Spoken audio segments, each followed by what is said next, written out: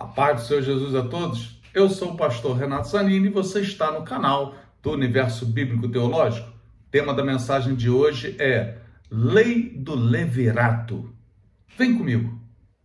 A primeira menção sobre o levirato na Bíblia aparece em Gênesis capítulo 38, versículo de 1 a 10, onde diz que era casado com Tamar, mas era um homem perverso e a Bíblia diz que Deus o fez morrer.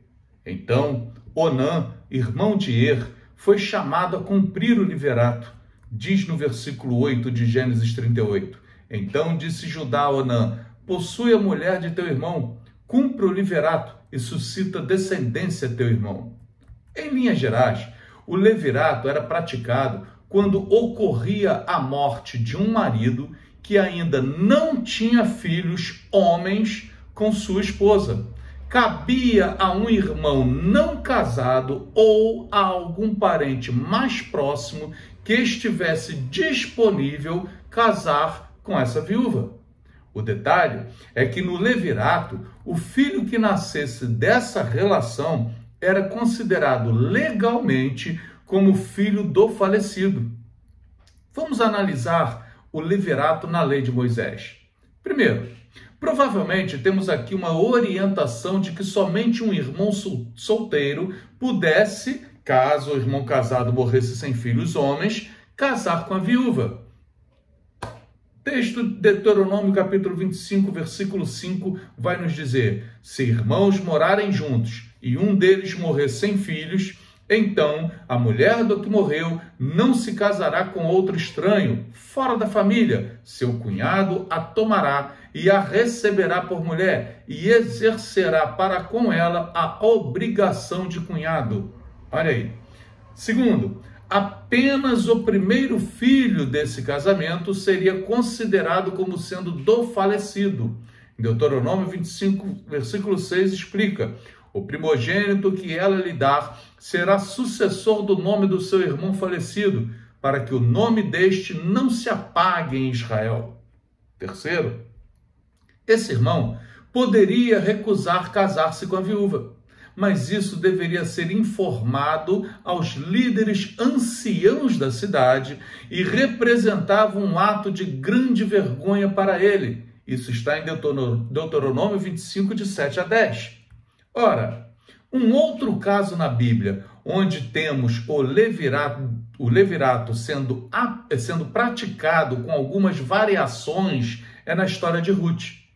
Ruth tinha um marido chamado Malom, que faleceu.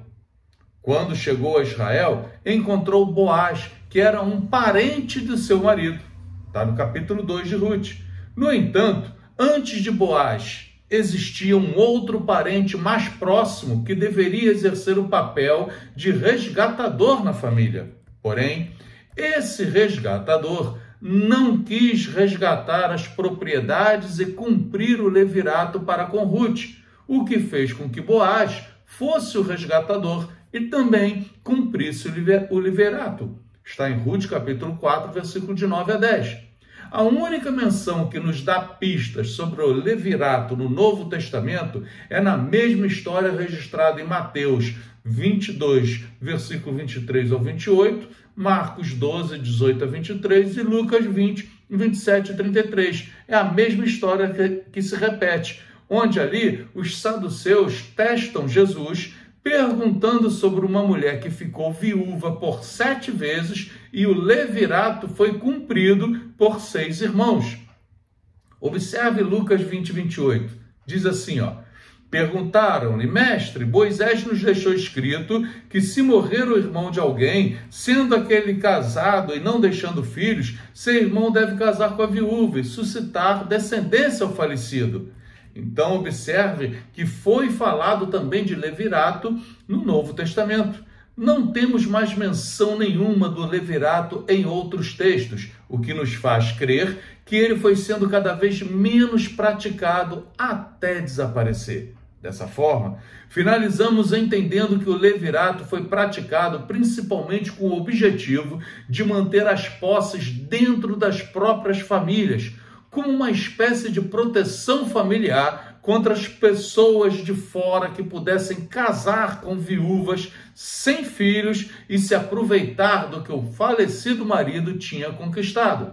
Além, é claro, da questão de ser dada descendência em homenagem ao falecido que morreu sem filhos. Amém? Deus abençoe a todos. A paz do Senhor Jesus.